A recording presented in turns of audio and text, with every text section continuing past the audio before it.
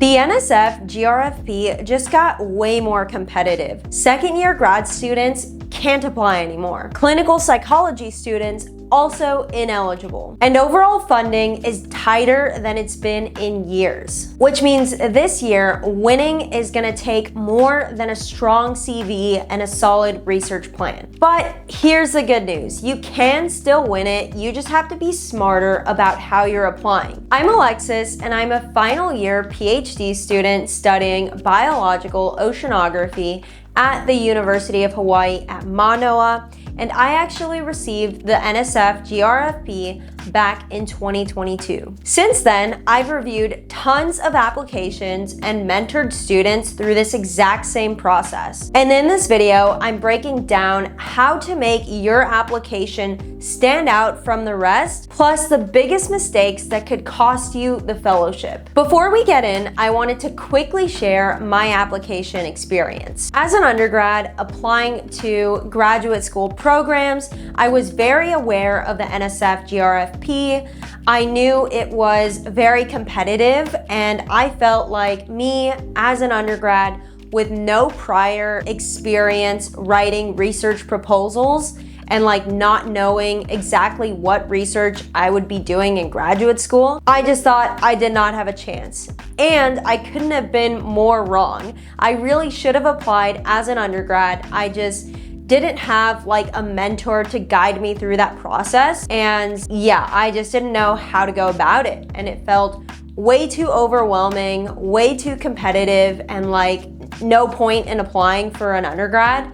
But yeah, that was a huge mistake, and I really should have applied, which I learned later because I probably would have gotten it. So fast forward a few years, when I'm finally in my PhD program, I was in the first semester of my second year when I decided that I'm going to apply for the NSF GRFP. It's an excellent funding option for people in STEM, so I knew that I had to at least give it a chance and apply, because this was going to be my last year in which I was eligible to apply. So I knew I had to apply. And this time I was super fortunate to find an incredible mentor who worked with GRFP applicants for years and had actually served as a reviewer in the past. So he basically told me all of the ins and outs of how this process works, what reviewers are looking for, and how to create what he called benchmark application. He taught me everything that there was to know about the application process and how to stand out in the giant pool of applicants. And I'm not gonna lie, it was still a very stressful process. It required so much time,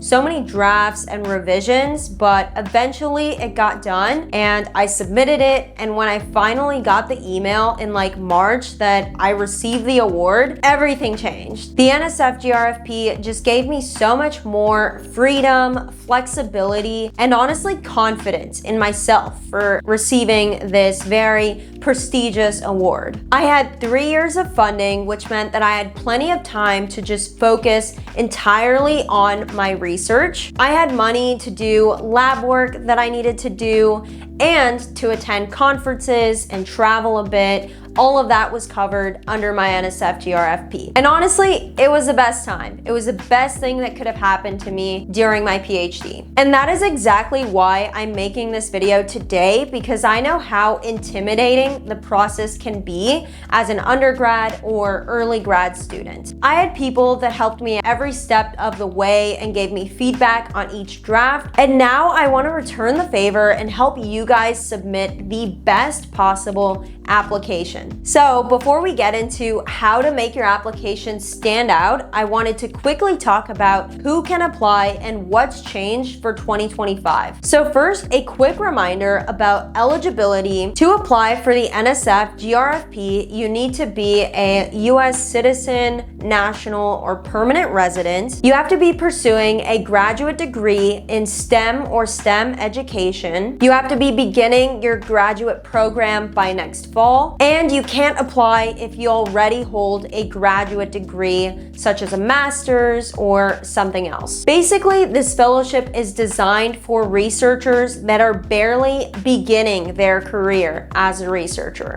So this is going to look like undergraduates and first-year graduate students. Now, here's what's changed for 2025, and pay attention because these are very big updates, with the first major one being that as of this year, second-year graduate students are no longer able to apply, which is crazy, and that's exactly how I received it and when I applied to the NSF GRFP. So that's a major change, and I feel really bad for first-year graduate students last year that waited to apply this year as a second-year grad student, and yeah, maybe second-year grad students that already prepared their application. Super crazy, but that is the case for this year. And number two is that clinical psychology students are also no longer eligible to apply. These changes, combined with the smaller funding pool this year, means three things. One is that there will be fewer total awards given out to people. Two, there's going to be higher competition between undergrads and grad students. Two, there's going to be higher competition among undergrads and graduate students. Three, there's just going to be higher expectations for clarity, purpose, and a polished application. So if you're applying this year, it's not about being the smartest person in the room. It is about being the most intentional with how you're telling your story. So these changes that I mentioned are definitely raising the bar, so it is more important now than ever to really understand what a standout NSF GRFP application looks like. So we're gonna break it down. Here are three things that every benchmark NSF GRFP application has in common. The first thing that reviewers look for, even if they don't realize it, are the 4 pillars of a benchmark application, which are initiative, leadership, impact, and scholarship. They turn your essays from a list of experiences to a cohesive narrative that shows you're already becoming the type of researcher that NSF wants to invest in. So the first initiative is your explore phase. These are the moments where you showed curiosity, took a risk, or created something new. So you can think about it as, how did you take ownership for your learning or for your research? 2, leadership is about translating your vision into action. So maybe this is mentoring others or organizing a project, hosting a workshop, or maybe helping your lab or community with an event. 3, impact is the ripple effect. So this is how your work or your outreach creates value that extends beyond yourself. So maybe you created a mentorship program, maybe you ran a workshop to teach others, or if you started something that's going to live on and continue long after you're gone. Maybe you created resources that are still being used today. So that can be impact. And scholarship is your benchmark phase. This is showing your research output, any presentations, publications, and things that you've done that actually show that you're actively contributing to your field. So if you can weave those 4 pillars into both your personal statement and your research statement, then the reviewers are going to have a crystal clear vision of who you are, what you care about, and more importantly, why they should be rooting for you. And if you need help structuring those 2 statements, then I've done full videos breaking down exactly how to write the personal statement as well as the research statement. So I'll link those in the video description and above so you can check them out after. The second thing that makes an NSF GRFP application stand out is being future focused and not so caught up in the past. It's very key to understand that the NSF isn't funding what you've done. They're investing in your potential to advance knowledge and benefit society in the future. So your essays shouldn't just read like a resume or CV in paragraph form, talking about everything that you've done up until this point. It should tell the story of where you come from, what you care about, where you're going, and more importantly, who you're becoming along the way. So by nature, your graduate research statement or your research proposal is going to be very future focused because you're proposing research that you haven't done yet that you want to do later in graduate school. So I don't think you'll have very many issues with that statement, but you also need to make sure that your personal statement is also future focused. And a really helpful way to structure your personal statement essay is to first begin with a personal story or like personal anecdote that's going to tell them a little bit about who you are, where you come from, what you care about, and where you want to go. So that's just like getting pretty personal about your goals, where you come from. And the second part is going to be intellectual merit in terms of your relevant background. So this is going to be all of the skills you've developed, about your degrees, any research experience, presentations, and things that you've done that are going to prepare you for success in graduate school. So that's showing your academic potential, and it's all in the past. The third part is going to be broader impacts. The third is going to be broader impacts in terms of your relevant background. So this is going to be all of the other things that you've done in the past. Maybe it looks like volunteering, certain clubs or organization, mentoring, outreach, service, things like that, and the difference that it's made. So again, all of that is going to be very much in the past, but it's going to show the things that you care about that you're hopefully going to continue throughout grad school. And the final portion of your personal statement and the final section of your personal statement is going to be your future goals and action plan. And this needs to be about a page long, and it needs to hit on where you're going in terms of intellectual merit, so research and education, and broader impacts, benefiting society and what you're gonna be doing to do that. And really quick, if you guys are getting any value out of this video, please give it a big like. It helps the algorithm push this video to more people like you that are interested in seeing it or can learn something from it, and consider subscribing to not miss more PhD life in Hawaii and marathon training. Back to the video. So this last section, the future goals and action plan, is the most critical of your entire personal statement. You definitely cannot rush or overlook this section because keep in mind, the NSF GRFP is investing in you and your future potential to advance knowledge, which is intellectual merit, and benefit society, which is broader impacts. So this is a chance to paint a picture to the reviewers of who you're becoming as a scientist, educator, scholar, and leader that NSF actually wants to invest in. So you should write it as if you're inviting the reviewer to imagine this future that you're describing. So the key point here is that in the personal statement, it's not just where you're talking about all of the cool things that you've done in the past. Like, you definitely need to mention it, and that's great, but the expectation is that you've done all that good stuff. Because if you're a competitive applicant, of course you're gonna have strong stuff in your past to talk about from your CV, but what's going to matter the most and set you apart from everyone else is where you want to go and exactly describing how you want to do that. And the third thing that can truly make or break your application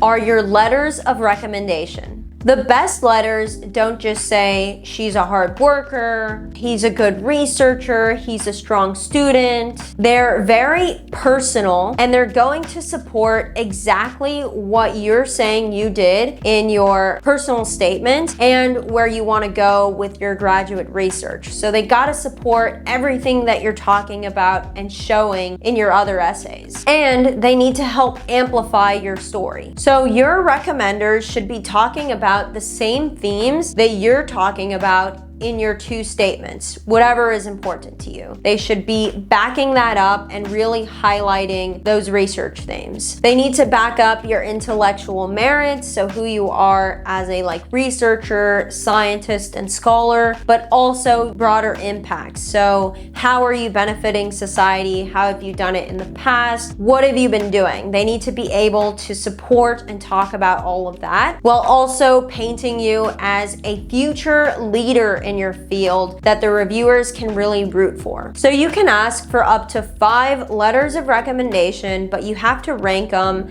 and they're only going to read your top 3. So make sure that those top 3 are really incredible letters of recommendation. In order to get a very strong letter of recommendation, you need to be asking early and giving your recommenders plenty of time. So you can send them drafts of both of your essays so they know what they should be talking about. Send them your CV. You can send them a list of bullet points that you think they should be mentioning, things that are important to mention that you're going to talk about in your 2 statements, because the stronger and more cohesive your letters are compared to your application, then the more your entire application is really going to shine and stand out. So yeah, I cannot stress enough how important having strong letters of recommendation are. It's not just a requirement to check off the box and get any 3 people to write me a letter of recommendation. You really want to make sure that you're choosing wisely, because when I got back my reviewer comments, I actually saw in there that 1, they read my letters of recommendation, they paid attention to it, and that was actually how they evaluated my application, right? They said, she did this, very strong research experience as shown in her letters of recommendation, and the letter of recommendation say that she's going to be a promising scientist in the future. So if you think that letters of recommendation aren't that important, they really are important enough for them to mention it in the reviewer comments. So the best letters aren't just going to be talking about your achievements, they're going to be connecting to who you are as a person, as a scholar, and your future potential. And that is what's going to tip the scale from a good application and a winning benchmark application. Okay, so now that you know what makes a standout GRFP application, we're going to talk about the flip side. The biggest mistake that I see every year is simply just ignoring the review criteria. So NSF literally tells you how they're going to be evaluating your application in terms of intellectual merit and broader impacts. And they give you 5 questions called the review criteria that are going to apply to both intellectual merit and broader impacts. So yeah, let's quickly mention the review criteria. I'll show it on the screen, but it's will the work advance knowledge and benefit society? So that's intellectual merit and broader impacts. Is the concept creative, original, or transformative? Again, in terms of your research that you're going to be doing and your broader impacts that you're going to be doing. Is the applicant well qualified to carry out the proposed work? Yeah, so this is going to be related to your relevant background and if you have, the resources to succeed. And again, yeah, are there adequate resources to support the proposed activities? Again, they want to make sure that what you're proposing as far as your research and your broader impacts that you're going to be doing in the future, they want to make sure that they're doable and that, yeah, realistically, you're proposing something that can be achieved. So that's how you show the reviewers that your plans aren't just technically solid, but they're meaningful as well. And just a quick note, the strongest applications are weaving both intellectual merit and broader impacts in both their research plan and their personal statement. So you have to be mentioning it in both. If you're not, you're really not listening to the reviewer criteria. But yeah, keep in mind these 5 questions for both your research plan. Make sure that you're answering all of them there and that it's very strong in terms of those questions. And again, in your future goals and action plan section of your personal statements. Okay, another huge goal are just weak, broader impacts. If your example sounds super generic and just like not meaningful at all, like beach cleanups, street cleanups, or I volunteered at this like festival, or I volunteer sometimes, then that is just not good enough. Even like tutoring and things like that. Reviewers are looking for broader impacts. Reviewers are looking for broader impacts that are specific, measurable. So think about like SMART goals, making sure you're hitting all of those, and that are connected to your field or your greater community. So you have to be doing things that are going to impact someone more than yourself and going to impact more than one person. That's why like mentoring a single student or like tutoring a single student maybe isn't enough. Like it's good, it's better than nothing, but what is the bigger picture? And how can you turn like that impact from one person to a greater number of people? So you need to be addressing a real need. You need to show that there's some need for this thing that you're creating. You're not just doing something that no one cares about or like doesn't need. And it should be something that you deeply care about and can actually follow through with. So you want to think beyond like generic statements and buzzwords and focus on the things that you can do while you're in grad school that are going to have the greatest impact and are going to be like lasting impact and change like once you're gone, once you're done with grad school. So those are like the true leaders in the field that the NSF GRFP is looking to invest in. Next, you want to avoid writing that is too technical or using too much jargon. Keep in mind that the people reviewing your application are going to be scientists, experts in the field, but not necessarily in your exact field or discipline. It's going to be related and they'll have like general knowledge about biology or like